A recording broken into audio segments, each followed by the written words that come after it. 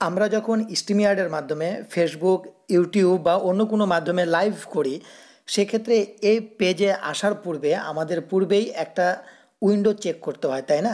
এই যে উইন্ডো, এখানে যে মাইক অপশানটি আছে, যে সবুজ কালারে আছে, লক্ষ্য করুন।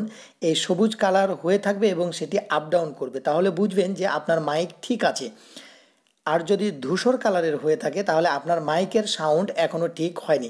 সেক্ষেত্রে আপনি যতই লাইভে যান আপনার কথা কেউ শুনতে পাবে না। এটা তো ঠিক আছে, তাই না? এখন মূল যে ব্যাপারটি আমাদের, যে আমরা স্ক্রিন শেয়ার করলে আমাদের সাউন্ড আসে না, তাই না?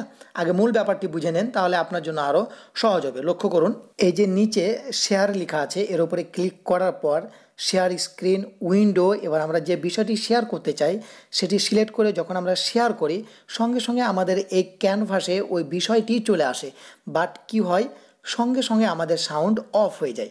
মানে আমাদের ভিডিওটি যারা দেখছে তারা আমাদের কথা আর শুনতে পায় না। এটাই তো প্রবলেম, তাই তো? আপনি খুব সহজে এটি সমাধান করতে পারবেন। ভিডিওটি দেখতে থাকুন আর মাত্র কয়েক মিনিট, তাহলে আপনি এটার সমাধান নিজে নিজে করতে পেরে যাবেন। বাম দিকে লক্ষ্য করুন, একটি ডায়ালগ বক্স, এখানে আপনার কার্সরটি নিয়ে যান।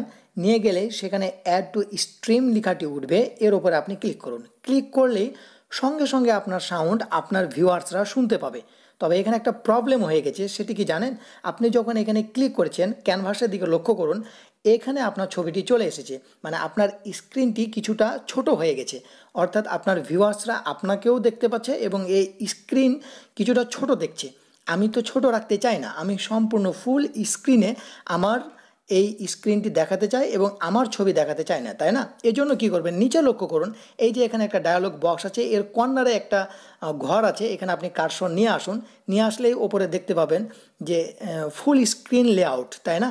এর মানে আপনি এখানে ক্লিক করলে ওই ওই ক্যানভাসটি ফুল স্ক্রিন হয়ে যাবে এবং আপনার ছবিটি দেখা যাবে না। তাহলে আমরা কি করব, এখন এই ঘরটিতে ক্লিক করব। দেখুন আমি ক্লিক করছি, ক্লিক করার সঙ্গে সঙ্গে আমার ওই ক্যানভাস থেকে আমার অংশটুকু চলে গেল এবং আমি যে স্ক্রিন শেয়ার করেছি সেটি ফুল স্ক্রিন হয়ে গেল, তাই না?